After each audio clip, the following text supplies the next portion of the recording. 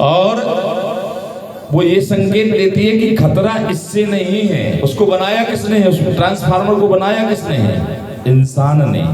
तो वो कहता है कि खतरा इससे नहीं है, जिसके जो काले बाल हैं कभी कभी सफेद हो जाते हैं, कभी कभी डाई लगा लेता है।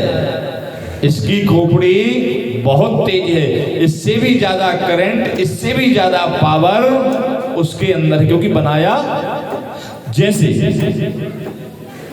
दो लोग खड़े हो जाओ, चर्चा करने लगो, कथा बहुत अच्छी हुई, बहुत अच्छी हुई।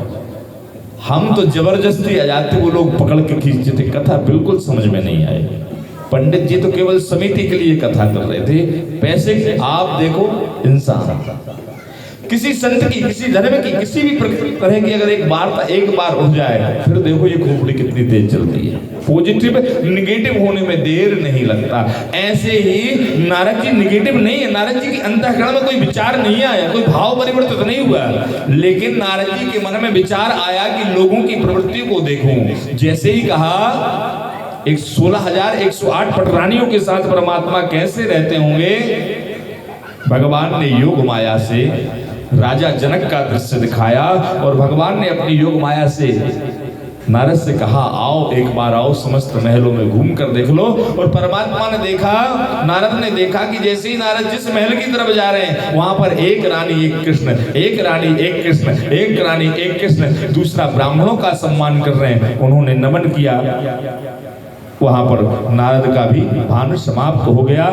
इधर रुक्मणी जी के साथ परिचर्चा, माता जानकी की चर्चा, थोड़ा सा मन में भाव आ जाना। रुक्मणी जी जैसे पुरुषों की, महिलाओं की चर्चा की, भगवान राघवेंद्र सरकार का कृष्ण ने ध्यान किया, स्तुति की। जैसे ही माता जानकी की चर्चा की, रुक्मणी का मन विह्वलित होगा। जैसे पति अगर घर में कह दे कि फलाने की पत्नी बड़ी अच्छी लगती है, बड़े अच्छे से रहती है, पतियों को और हमें कैसा रहना चाहिए? श्री स्वामी ने है सियाजू हमारी, फिकर अब काहे की, जिनके ससुर महीपति दशरथ और स्वामी है अवध बिहारी, फिकर अब काहे की। जैसे ही कहा, रुक्मणी जी थोड़ी सी रुष्ट हो गई। परमात्मा ने कहा, रुक्मणी मैं इसलिए कह रहा हूं, मैं थोड़ा सा काला हूं और तुम बहुत गोरी हो, तुम्हारा वर्ण। जैसे ही कहा, रुक्मणी ने मुंह पर हाथ रख दिया, चुप रहो। अरे कन्हैया, आप काले हो, आप सांवले हो, इतने प्यारे हो, अगर कन्हैया तुम गोरे होते ना तो छुरियां चल जाती। भगवान ने उस लीला, भगवान की कथा, यह भगवान के चरणों में समर्पित हो। आगे